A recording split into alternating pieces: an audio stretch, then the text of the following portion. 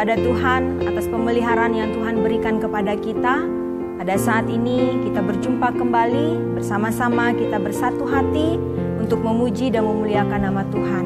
Saudara-saudara yang dikasih dalam Tuhan kita Yesus Kristus, bagaimanapun keadaan dunia sekarang ini, tetap kita akan mencari ketenangan di dalam Tuhan.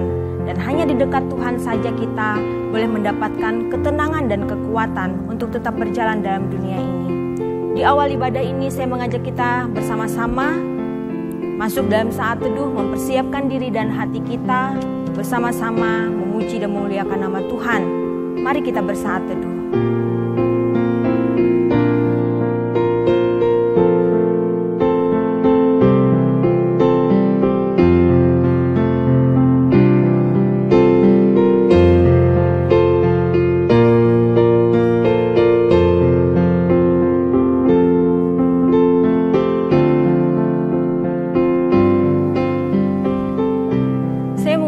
Bersama-sama berdiri, seraya melantunkan puji sembah kita kepada Tuhan dengan kidung pujian Hanya Dekat Allah.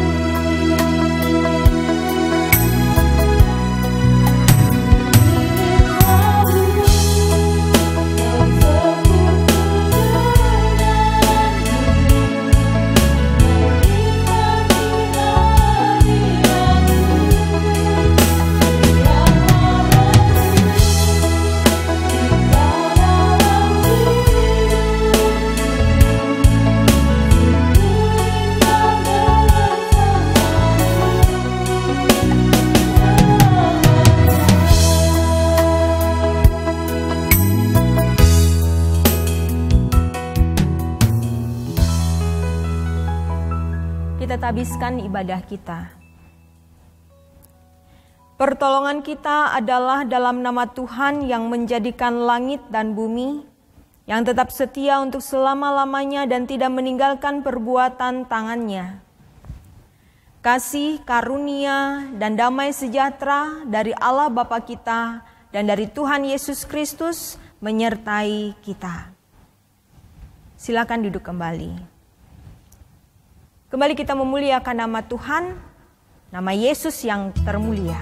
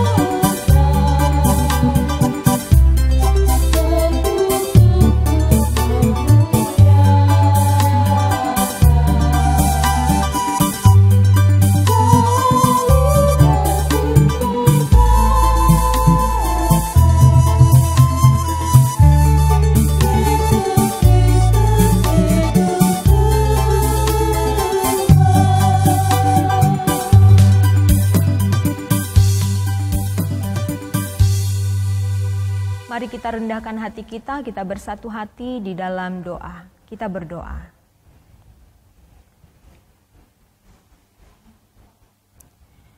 Allah Bapa yang bertata dalam kemuliaan kekal, kami bersyukur untuk segala anugerah karunia-Mu. Kami hidup hingga hari ini dengan segala hal yang kami miliki dan kami alami, bahkan kami rencanakan. Semua karena kemurahan-Mu. Seraya kami pun harus menyadari betapa lemahnya kami manusia. Salah dan dosa bisa dan bahkan mungkin sering kami lakukan. Kami memohon ya Tuhan, ampunilah kami. Kemurahan pengampunan-Mu kiranya membawa kami untuk terus giat melakukan kehendak Tuhan atas hidup kami. Kami dapat hidup berkenan kepada Tuhan dan beroleh kemenangan dan keselamatan yang kekal. Kami memohon di dalam nama Yesus Kristus. Amin.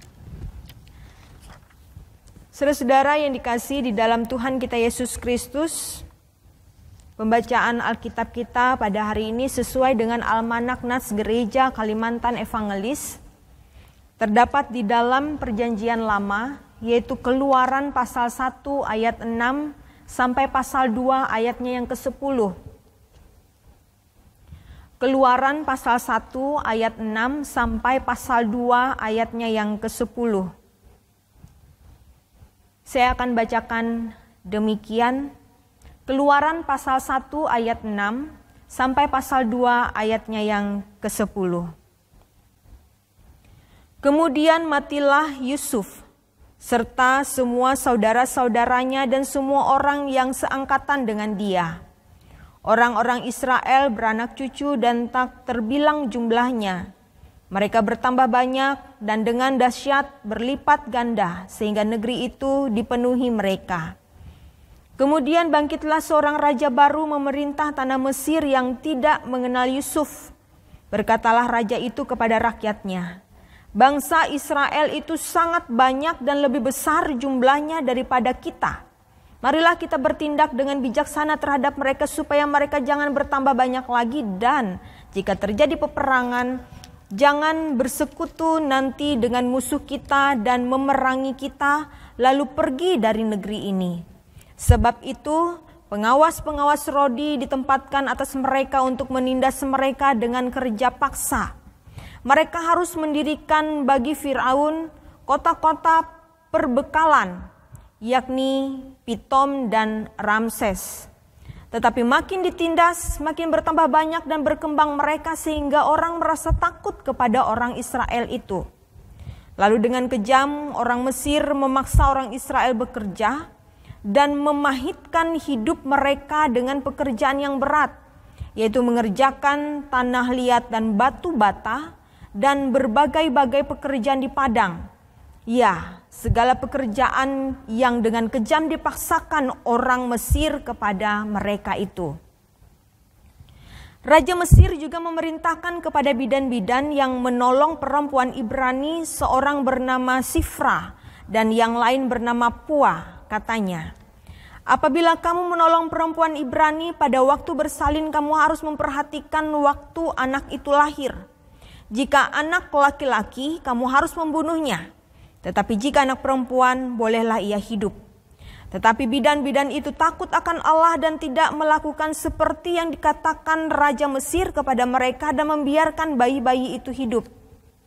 Lalu Raja Mesir memanggil bidan-bidan itu dan bertanya kepada mereka, "Mengapakah kamu berbuat demikian membiarkan hidup bayi-bayi itu?"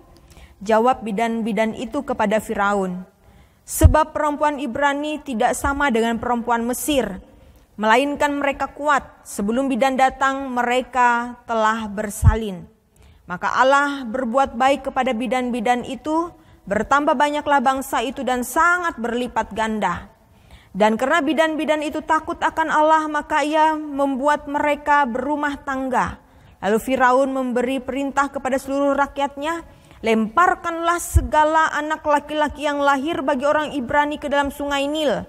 Tetapi segala anak perempuan biarkanlah hidup."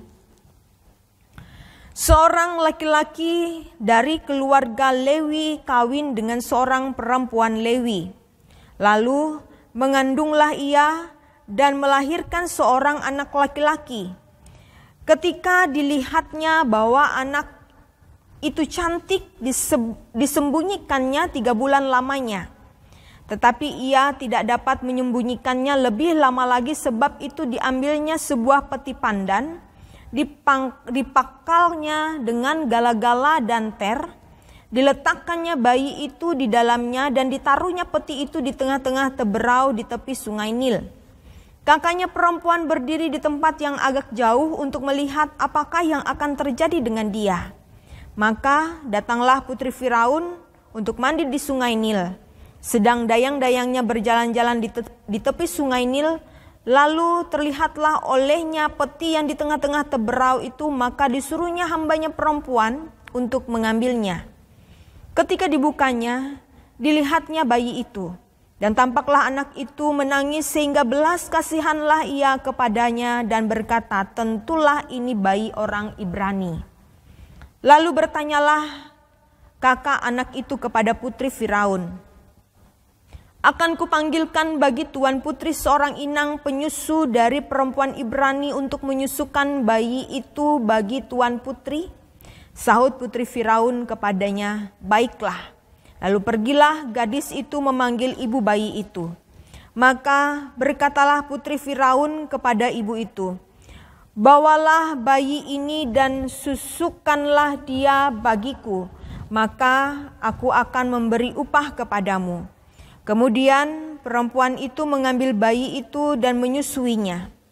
Ketika anak itu telah besar, dibawanyalah kepada putri Firaun yang mengangkatnya menjadi anaknya dan menamai Musa sebab katanya, karena aku telah menariknya dari air. Yang berbahagia ialah mereka yang mendengarkan firman Allah dan yang memeliharanya. Amin. Saudara-saudara yang dikasihi di dalam Tuhan Yesus Kristus, saya mengundang kita bersama-sama berdiri. Kita mengikrarkan pengakuan iman rasuli. Aku percaya kepada Allah Bapa yang Maha Kuasa, Khalik langit dan bumi, dan kepada Yesus Kristus anaknya yang tunggal Tuhan kita, yang dikandung daripada Roh Kudus, lahir dari anak darah Maria, yang menderita di bawah pemerintahan Pontius Pilatus, disalibkan, mati dan dikuburkan, turun ke dalam kerajaan maut. Pada hari yang ketiga bangkit pula dari antara orang mati, naik ke sorga, duduk di sebelah kanan Allah Bapa yang Maha Kuasa, dan akan datang dari sana untuk menghakimi orang yang hidup dan yang mati. Aku percaya kepada Roh Kudus, gereja yang kudus dan am, persekutuan orang kudus, pengampunan dosa, kebangkitan daging, dan hidup yang kekal. Silakan duduk kembali. Saudara-saudara yang dikasihi di dalam Tuhan Yesus Kristus, mari kita siapkan Alkitab kita. Kita akan bersama-sama kembali membaca dan kemudian merenungkan akan kebenaran firman Tuhan sesuai dengan Almanak Nats Gereja Kalimantan Evangelis. Firman Tuhan pada hari ini terdapat di dalam Injil Matius pasal 16 ayat 13 sampai ayatnya yang ke-20. Injil Matius pasal 16 ayat 13 sampai 20. Sebelum kita merenungkan firman Tuhan, mari kita berdoa.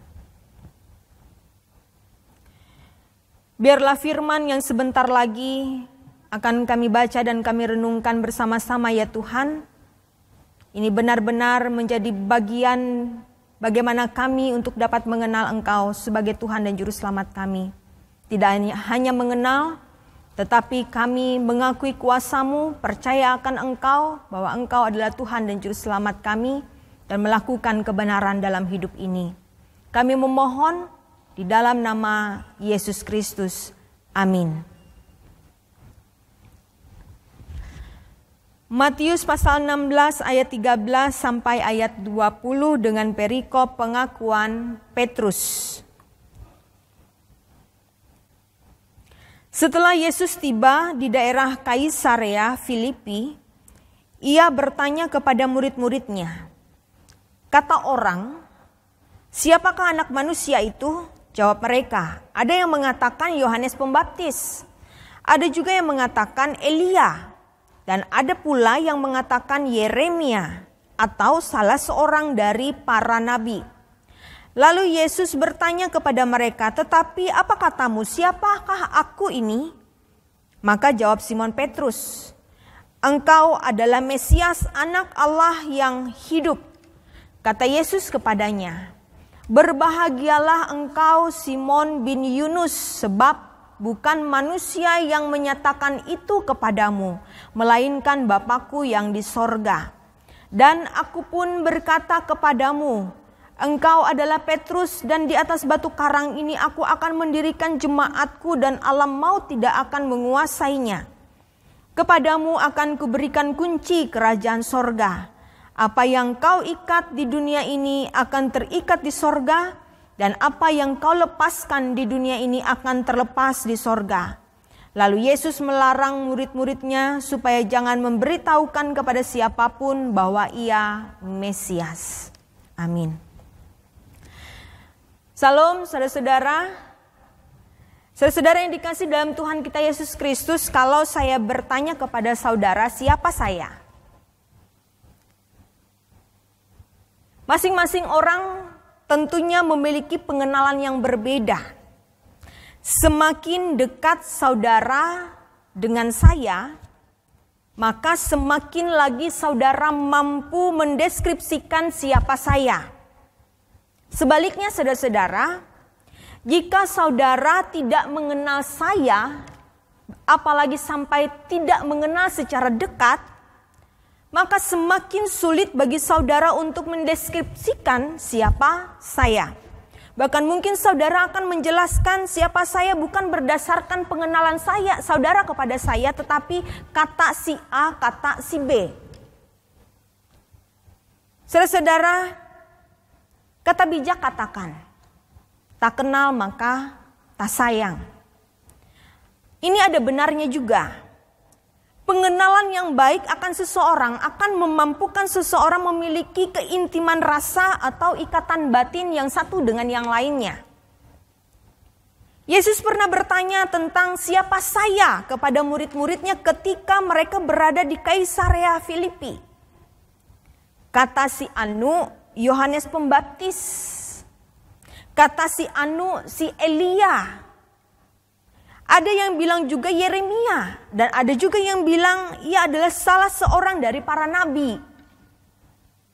Saudara-saudara, strategi Yesus untuk mendapatkan pengakuan jujur pada para muridnya adalah dengan lebih dahulu menanyakan pandangan orang lain mengenai dirinya. Baru kemudian Yesus menanyakan pandangan atau pengenalan mereka secara pribadi. Sekarang oke, saudara-saudara. Itu tadi menurut orang lain. Menurut murid-murid Yesus. Kalau menurut saudara, siapa aku? Dengan tegas Simon Petrus katakan, engkau adalah Mesias, anak Allah yang hidup. Simon Petrus katakan demikian dengan tegas. Dan hari ini, saya rindu dan mau mengajak kita semua untuk memiliki pengenalan dan pengakuan yang sama. Jika ditanyakan pada kita, siapa Yesus? Siapa Yesus menurut saudara? Siapa Yesus menurut saya? Saya mau kita semua mengatakan bahwa dia adalah Mesias. Yesus adalah anak Allah yang hidup. Ia adalah Tuhan dan Juru Selamatku. Saudara-saudara yang dikasihi dalam Tuhan kita Yesus Kristus, sekarang pahamilah bahwa pengakuan itu tidak akan mungkin terjadi jika kita tidak mengenal Yesus dengan baik. Kita tidak akan dapat mengatakan bahwa Yesus adalah Tuhan dan Juru Selamat apabila kita tidak mengalami keintiman yang sangat luar biasa dengan Yesus. Tanpa mengenal Yesus dengan sangat baik. Jika kita tidak bergaul akrab dengan Yesus dan jika kita tidak mengalami secara pribadi Yesus dalam hidup kita. Pertanyaannya saudara-saudara. Sudahkah kita mengenal Yesus dengan karib dan mengalami sendiri bagaimana hidup di dalam Yesus dalam kehidupan kita? Kalau kita sudah mengalaminya, maka layaklah pengakuan itu kita berikan kepadanya bahwa Yesus adalah Tuhan dan Juru Selamat kita. Tuhan Yesus memberkati saya dan saudara melewati firman-Nya. Amin. Mari saudara-saudara, kita bersatu hati di dalam doa. Kita berdoa. Bapa kami yang bertahta dalam kerajaan sorga, teguhkanlah kami untuk semakin mengenal Engkau dengan sangat baik, mengenal Engkau dalam keintiman, dalam keakraban, dalam persahabatan, sehingga kami mampu memberikan pengakuan tidak hanya melewati mulut dan bibir kami, tetapi seluruh aspek kehidupan kami bahwa Engkau berkuasa atas hidup kami. Engkau adalah Tuhan dan Juru Selamat kami. Engkau adalah Mesias, anak Allah yang hidup. Bapa di sorga, kami berdoa untuk dunia ini, bangsa dan negara dan serta daerah kami, yang semuanya adalah ciptaan Tuhan. Ciptaan Tuhan yang sangat luar biasa. Maka biarlah ciptaan Tuhan ini selalu diberkati oleh Tuhan. Selalu ada dalam pemeliharaan Tuhan. Memberkati setiap orang yang ada di dalamnya. Kau berkati gereja Kalimantan Evangelis.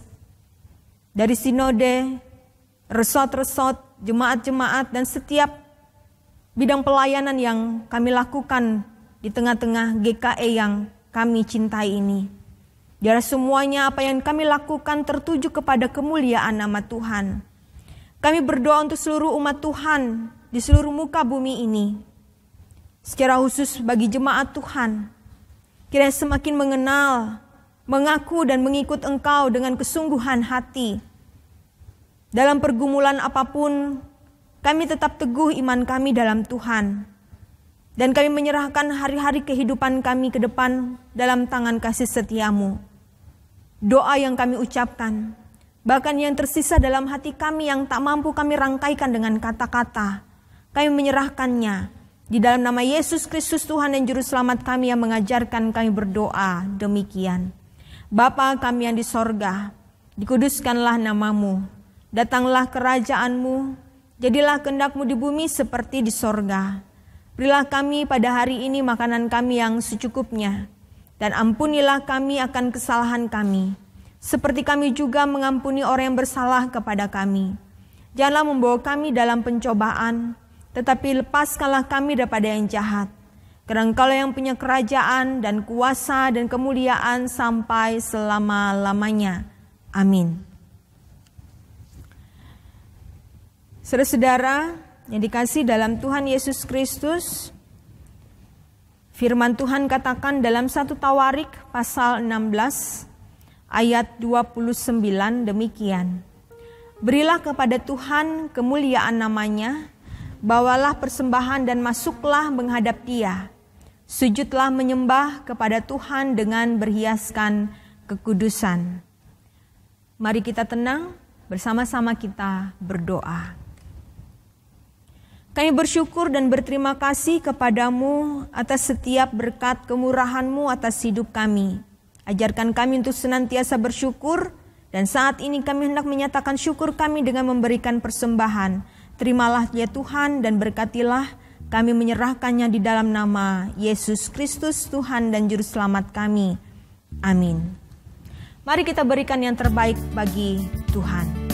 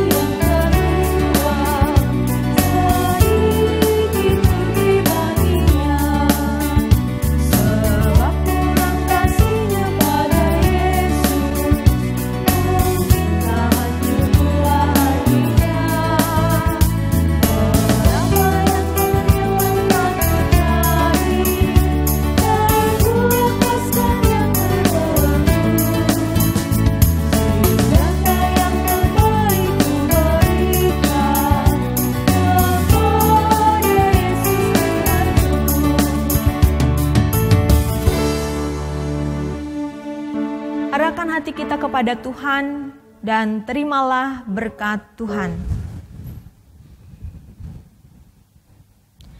Kasih karunia Tuhan Yesus Kristus dan kasih Allah dan persekutuan Roh Kudus menyertai kamu sekalian. Amin.